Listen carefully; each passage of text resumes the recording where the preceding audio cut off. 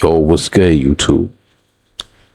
Welcome back to the channel where we react. We're gonna start expanding to.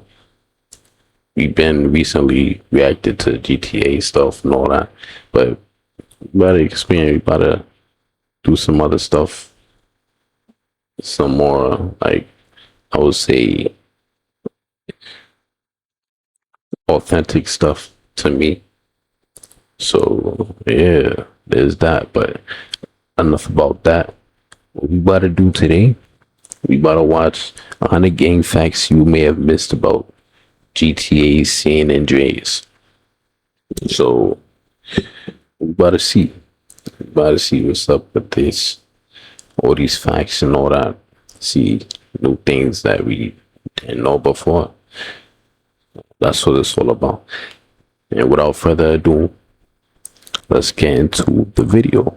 GTA San Andreas features one of the most amazing lore-building stories in video game history, and gangs play a huge role in that, which is exactly why they're packed with far more interesting facts and easy-to-miss details than you might expect. In this video, we'll be taking a look at 100 facts about these gangs, starting with Grove Street. The Grove Street families are heavily inspired by real-life Los Angeles gangs, particularly the Crips, as both are predominantly African-American sets in South Los Angeles. The gang is believed to have formed around the 1970s, with some hints suggesting it may have started as early as the 1960s. Ganton is inspired by Compton, a neighborhood in Los Angeles long associated with gang activity and street culture. That influence is reflected in the area's layout and atmosphere in the game. Grove Street members comment on CJ's outfit. If you're not wearing green, they'll often throw dismissive or negative lines, but once you dress in green, their attitude noticeably shifts into respect. Completing the 100 graffitis across Los Santos will unlock new weaponry to all the families, going from... See, I think I was at like 98 and I couldn't find the other ones. Like, I already got all of them except two and I can't find it. I couldn't find it. I was searching for the longest time. Hey, but at least now we know what it unlocks. Tech 9s and pistols to MP5s, Desert Eagles, and knives. Big Smoke and Ryder didn't switch sides overnight. The way the story frames it, they were already connected to the crack operation long before Grove hit rock bottom, with their betrayal feeling less like a sudden decision and more like something that had been building in the background, while Sweet was ignoring the whole situation. Sweet resists expanding Grove. I ain't gonna lie, Sweet, I don't know what he like, bruh. He couldn't see anything. He was living with them for years, and it's mad stuff, bro. That he was just missing, like. But CJ was too. I ain't gonna front, but he just got back, so he's not really liable like that for that. And he was the one who found out, even though he was defending at first, but still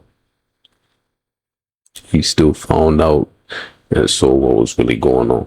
So yeah, I don't know what Sweet was doing, bro. Grove Street, because in Los Santos, expansion usually means funding it with crack money, and he refuses to protect the hood by becoming part of the problem. That stance creates a strategic mismatch. Gangs willing to use drug money can grow faster, recruit harder, and buy better weapons, so Grove's decline starts long before CJ returns, even without a single big event causing it. After the betrayal of Big Smoke and Ryder, the Grove Street families completely disappear. Even Grove Street itself is taken over by the Ballas, and GSF presence drops to zero for a large part of the Ballas, remember that game. The families are not a single unified gang, but a loose alliance of sets, mainly Grove Street, Temple Drive, and Seville Boulevard, each with its own turf and priorities. Grove rejects drug dealing, and a common theory is that Seville/Temple may have been pressured into the drug economy after the split, but the story never confirms it. The vehicle you drive can affect how the families react. Rolling up in a green car can trigger noticeably friendlier comments. The main Grove Street characters clearly draw inspiration from 90s rap. I ain't gonna lie, he blowing through these. It's 13 already. figures, with Ryder resembling Eazy-E, Big Smoke echoing the notorious B.I.G., also known as. See, and well, that part I ain't really pick up, but Eazy-E, I definitely compared him to Ryder. I'm not gonna lie. He ain't from the same place too, so. Biggie, and Sweet reflecting Ice Cube. After Sweet is arrested, Big Smoke creates a splinter faction within Grove Street, which now work for him and completely disbanded from the families, to the point where they even attack CJ at sight. The only time we get to see them is in the final mission of the game, and in the Yay Courier side missions Caesar gives us in San Fierro. Grove Street families are commonly seen driving cars like the Greenwood, Voodoo, and Savannah, and their preferred radio station is Radio Los Santos. Families can often be seen hanging around in groups, smoking, drinking malt liquor, and just talking on the street. In early beta builds of San Andreas, families' NPCs used alternate skins with different clothing details and visual styles, many of which were later reworked or removed before launch. Within the Grove Street families, respect actually means something. If CJ's standing in the set is unusually low, it can even change how main story missions play out. In Los Sepulcros, the mission can switch to a different setup because Grove members won't follow you or let you recruit them. To account for that rare scenario, Rockstar made it so you first have to prove yourself by taking out Ballas in another neighborhood before the mission continues. Grove's decline wasn't only about drugs. Losing key OGs like Tony, Big Devil, and Little Devil, plus Big Bear falling apart and B-Dup switching sides, left the families without real leadership long before CJ returned. LB is never identified in the story, but he seems to be a low-key family's contact linked to the Seville Boulevard set. His Willowfield garage is used to stash stolen weapons, and he provides vans for CJ and Ryder's robberies. A popular theory is that his initials are a nod to Leslie Benzies, a producer at Rockstar North. In GTA 5, it's mentioned that a gang called The Families once included a set known as the Grove Street Families, with that version of the gang existing in the 1990s before disbanding sometime prior to 2013. However, Rockstar has confirmed multiple times that each GTA universe has its own separate timeline, meaning the Grove Street Families from San Andreas never actually existed in GTA 5's world. The GSF member, Fam1, is voiced by Sean Fontino, who. See, that's actually crazy because I thought they was all connected. Like, yeah. Wow. Learn something new every day. Later went on to play Franklin Clinton in GTA 5, and is also the cousin of Young Melee, the voice of CJ. During early development, the gang was originally called the Orange Grove Families, which can still be seen through leftover details like OGF graffiti around Los Santos, dialogue references, an early loading screen showing an orange gang vehicle, and even an unused tattoo reading Orange Grove Families. There's a male NPC in Los Santos wearing an orange and black jersey with the number 12, and if you attack or threaten him, he may say, "Come on, man, ain't we the same set?" hinting at the gang's early. Word, I used to see them a lot, like in the Grove. You see, they be walking around all the time. Like, be a lot of them. I guess that makes sense. But and I also knew about the CJ being cousins with Franklin's actor. But the actors are cousins, pretty much. I heard about that. Your orange-themed concept. There are two GSF character models that we can only see in the mission's house party, Los Sepulcros, and the Green Saber. These models are named Fam4 and Fam5 in the game files, and we never see them outside the cutscenes. Even though the families are split into 3 separate sets, CJ can still recruit members from Seville Boulevard and Temple Drive before completing the mission reuniting the families. GSF members can't hurt each other with gunfire, but they can still damage one another using melee weapons or by running each other over with vehicles. Just like Crash, the Grove Street families have a distinct background music theme that plays during key story moments tied to their presence. During the Los Santos riots, even normally friendly GSF members can turn hostile and attack CJ. Emmett, the family's gun supplier, ends up aligned with the Seville Boulevard set after the split, but he never shows hostility toward the original Grove Street families. Speaking of this, after the mission, reuniting the families, the outcome of the reunion is left ambiguous as it's never stated whether the Seville Boulevard or Temple Drive families rejoined Grove Street or were wiped out in the ambush, and neither group is mentioned again in the story after that point. So even if the reunion leaves the fate of the Seville Boulevard and Temple Drive sets unclear in the moment, the game answers it a few missions later. Once CJ is exiled to the countryside, both families' sets lose all presence in Los Santos, their turf is taken over by the Ballas, and they're effectively wiped out forever after this point. Let's now talk about the Ballas, Grove Street's primary rivals in Los Santos. The Ballas are clearly inspired by the Bloods. Yo, way be seeing that. It's hilarious. With their conflict mirroring the real-world Bloods and Crips rivalry.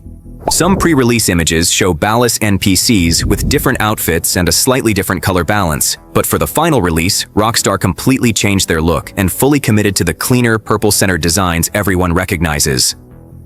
Ballas members have specific dialogue lines that trigger after killing CJ, often mocking Grove Street directly. CJ is dead. I just blasted on Carl Johnson. Hey, that's OG CJ on the ground. They're only shown actively doing graffiti once in the entire game, and it happens during the mission drive-by. When aiming at one of the Ballas, they can sometimes mock CJ by referencing his mother's death with lines like, I ain't gonna beg you like your mama did. turning combat dialogue into something deliberately personal. During development, the Ballas were originally planned under the name The Flats, before Rockstar settled on the name used in the final game. The Ballas' signature purple is commonly associated with the real-life Grape Street gang, suggesting where Rockstar may have pulled visual inspiration from. The Ballas are split into several internal sets, including Kilo Tray, Rollin Heights, Front Yard, and Temple Drive, which helps explain why their presence feels spread out rather than centralized. Each one of them has their own unique graffiti.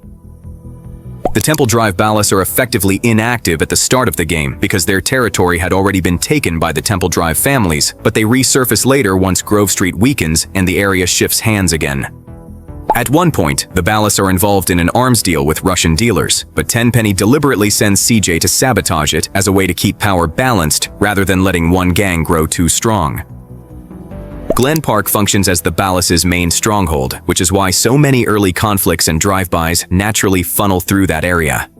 The manager we have to take down in the mission, Management Issues, describes himself as almost a brother to a Ballas leader, which has led to speculation that the rapper Mad Dog may also have indirect ties to the gang, even though the game never confirms it.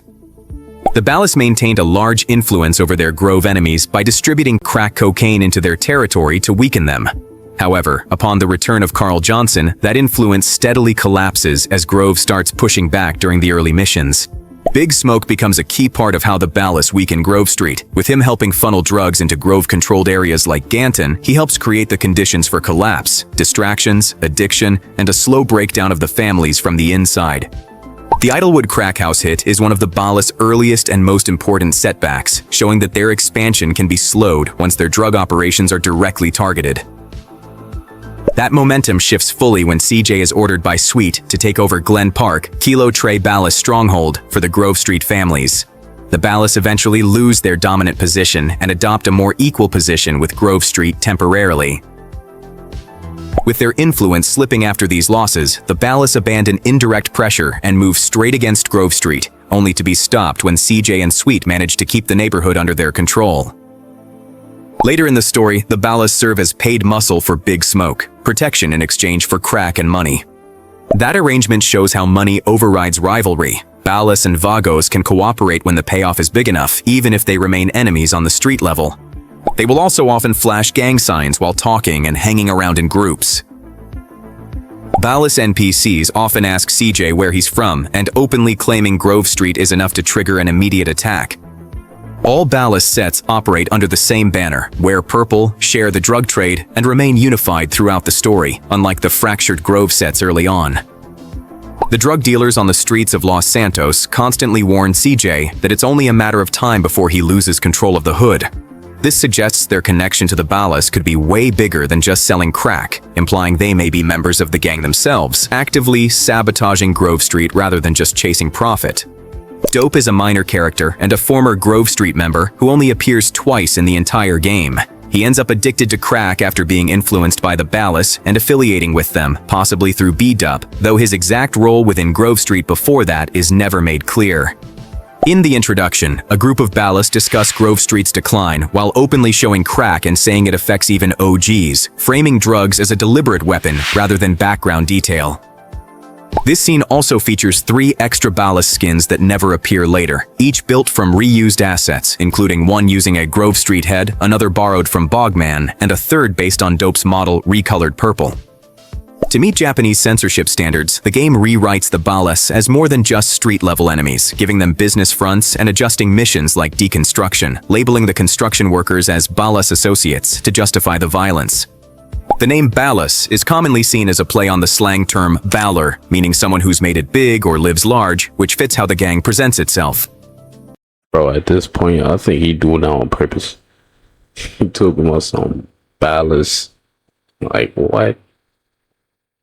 Kane is a high-ranking member of the Front Yard Balas, who shows up at Little Weasel's funeral and is taken out by CJ and Sweet in one of the earliest gang clashes in the game.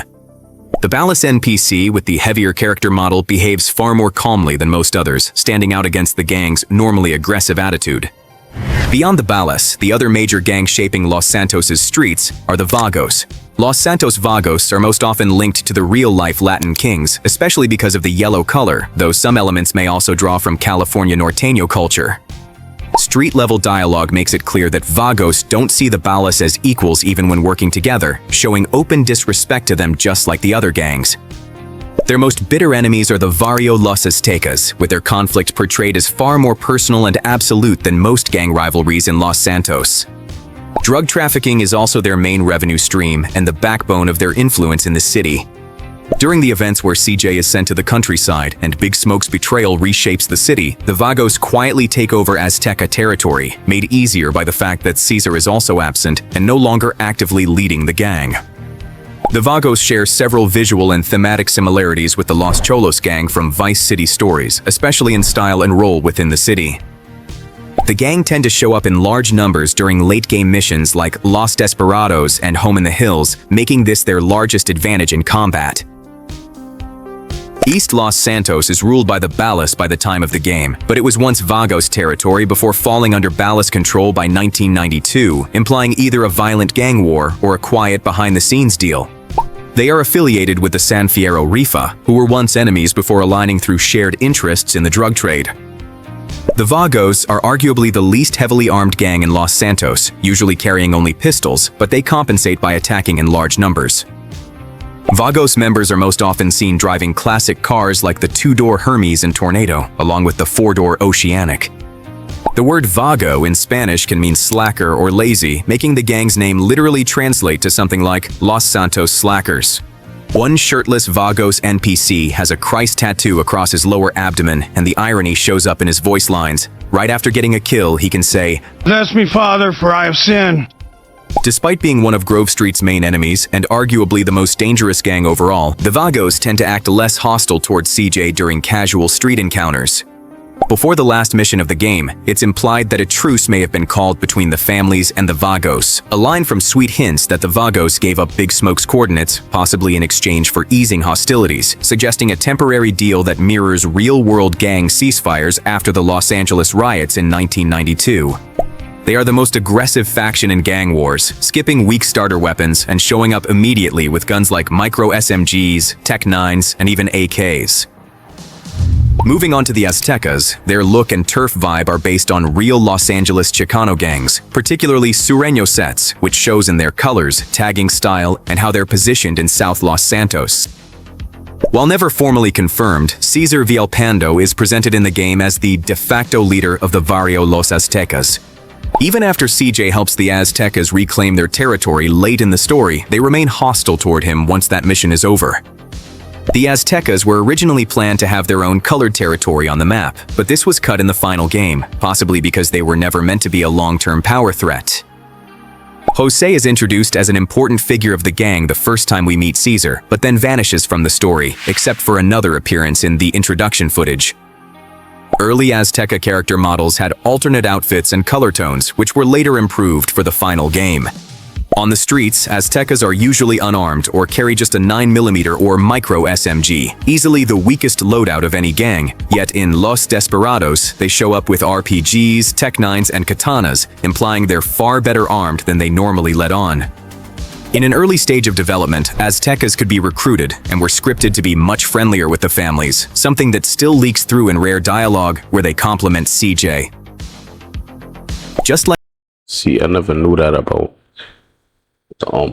Vagos or Aztecas. For real. So it's another thing I learned. the Grove Street families, the Aztecas seem to avoid the drug trafficking business, so it's implied that their main source of income is street racing and gun running. The game never shows how exactly did Kendall meet Caesar, but some Aztecas' dialogue suggests she's seen in their hood very often, as sometimes they might tell CJ his sister was around. Leaving Los Santos behind, the next Mexican gang we encounter is the San Fierro Rifa. The San Fierro Rifa is the third Mexican gang introduced in the game, and it operates under the leadership of T-Bone Mendez. The Rifa initially show hostility toward other Mexican gangs in Los Santos, but that rivalry fades once they join Big Smoke's drug operation and link up with the Vagos. In some promotional screenshots, we can see the San Fierro Rifa were once planned to have turf colors in the map in San Fierro, but this was cut possibly because San Fierro plays a smaller role in the main gang war.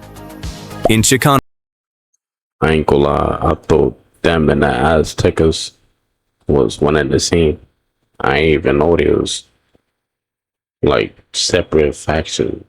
Didn't even know. slang, the word Rifa is associated with control and dominance, fitting the gang's name and attitude.